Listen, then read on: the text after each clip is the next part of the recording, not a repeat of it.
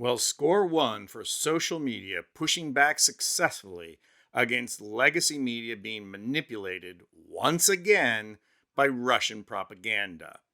It's now day 15 of the campaign to get Biden to withdraw from the presidential race, which is the only way Trump can win. As we all know, Trump is a convicted felon, an adjudicated rapist, an insurrectionist, and a wannabe dictator, all of which flows from him being a pathological narcissist. The other thing we all know is that the mainstream media fundamentally refuses to confront him on any of that. What we all see day after day is legacy media applying a double standard to Trump until now.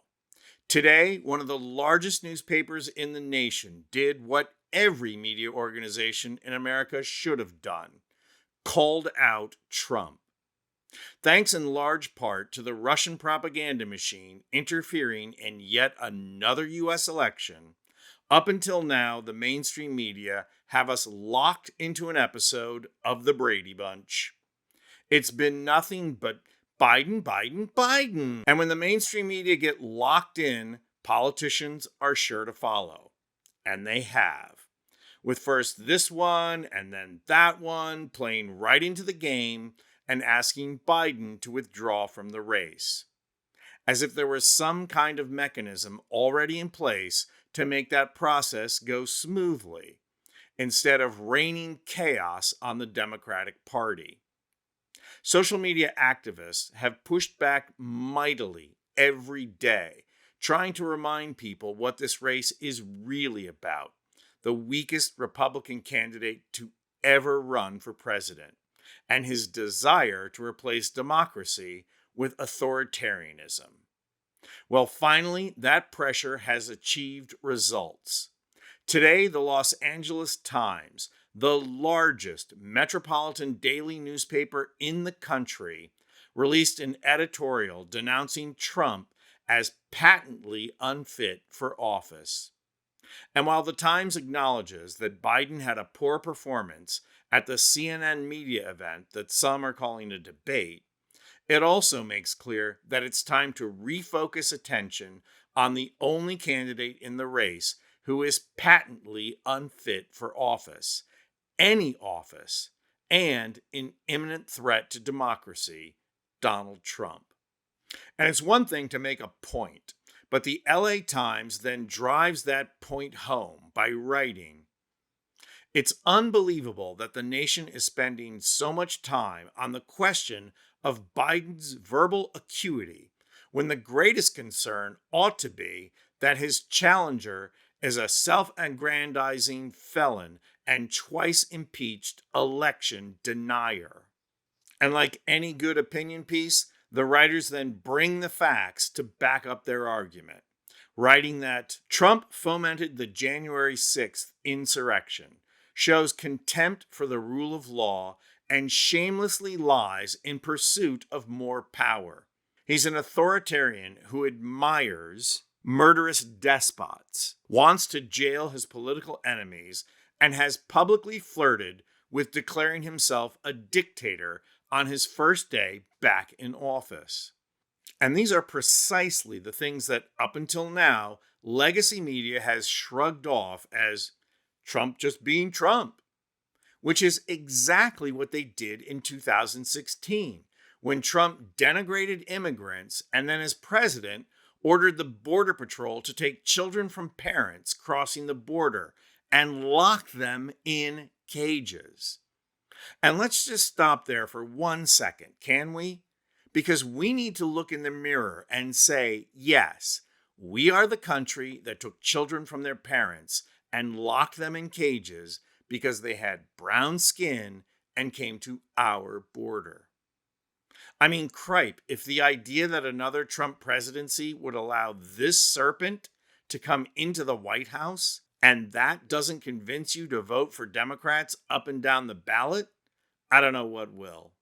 And voting for Democrats is precisely the point, because the LA Times made sure to implicate the Republicans as being responsible for Trump, writing, With fervent support from the Republican Party, he peddles cruelty, racism, and misogyny, demonizing immigrants as poisoning the blood of our country, demeaning women's looks and intelligence, and using disgustingly fascist language to criticize his opponents as vermin.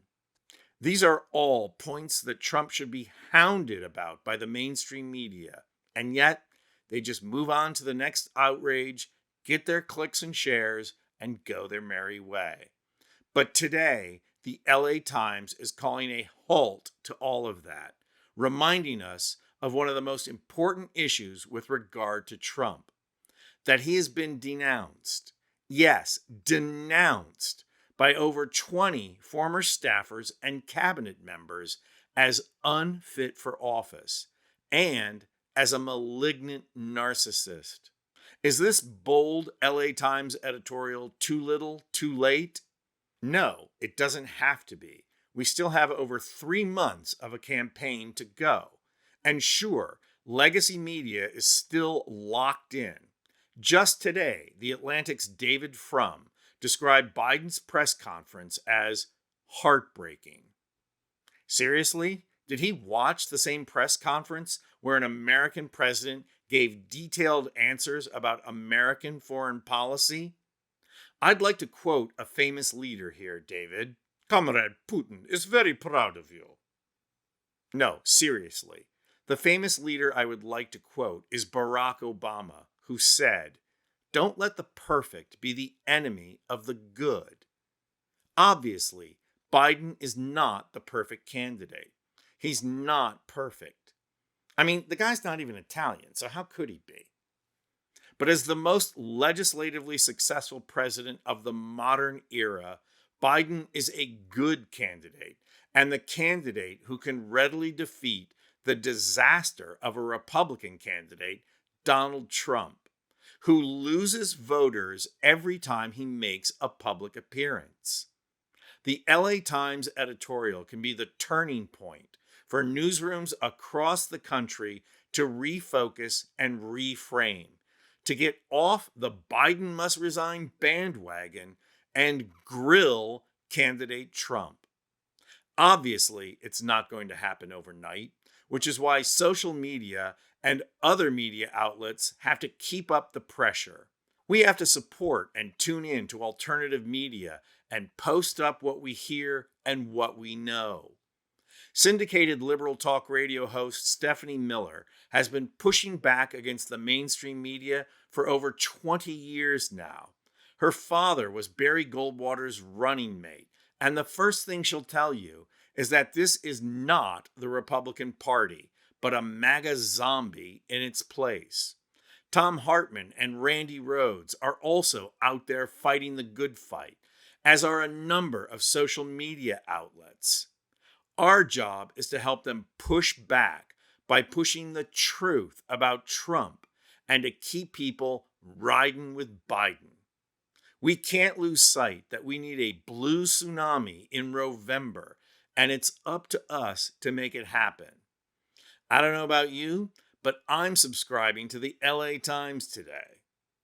And there are other places that, we could subscribe to. I'm Anthony Vincent Gallo for Occupy Democrats.